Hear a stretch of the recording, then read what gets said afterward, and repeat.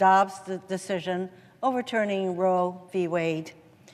This disastrous decision has sown chaos and confusion across the country and led to dozens of states restricting or banning abortion care.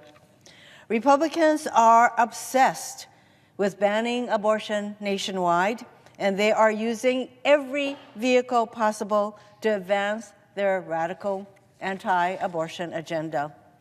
Tomorrow, my colleagues and I on the Armed Services Committee will begin our markup on the fiscal year 2024 National Defense Authorization Act.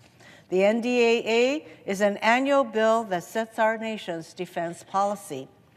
Despite our differences, Congress has come together to pass an NDAA on a bipartisan basis every year for the last 62 years.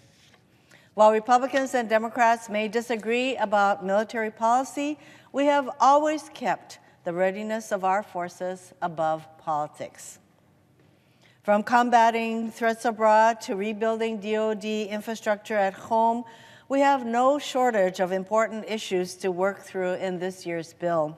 But right now, my Republican colleagues are threatening to derail the bill by injecting anti-abortion provisions into a bill that has nothing to do with abortion.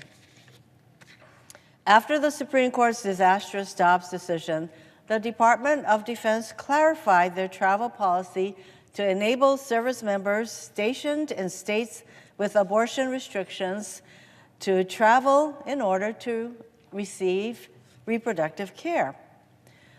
This updated travel policy in no way, shape, or form authorizes the DoD to pay for abortion care. There is no language in these provisions that pay for abortion. They simply allow service members to access care they would otherwise be able to access but for being stationed in states that do not allow such care. My Republican colleagues are hell-bent on outlawing abortion nationwide and exerting control over service members' freedom by preventing their travel to receive health care. Amending the NDAA is just one way to impose their will on the Department of Defense.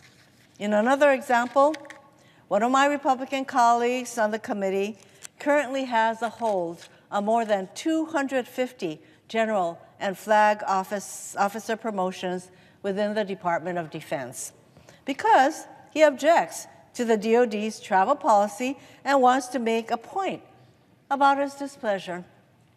The Secretary of Defense, as well as Secretaries of the Army, Navy, and Air Force, have all testified that these holds impact our national security. Radical Republicans are pandering to their MAGA base, and the American public, the American people, will pay the price. While the Republicans continue their anti-abortion crusade, we should be working to craft an NDAA that addresses the real challenges our service members face and gives them the resources they need to continue protecting our nation, including access to health care.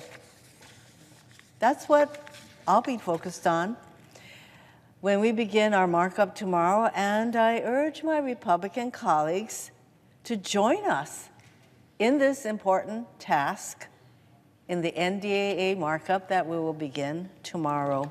Our service members and the American people are counting on us to get this job done. Mr. President, I yield the floor.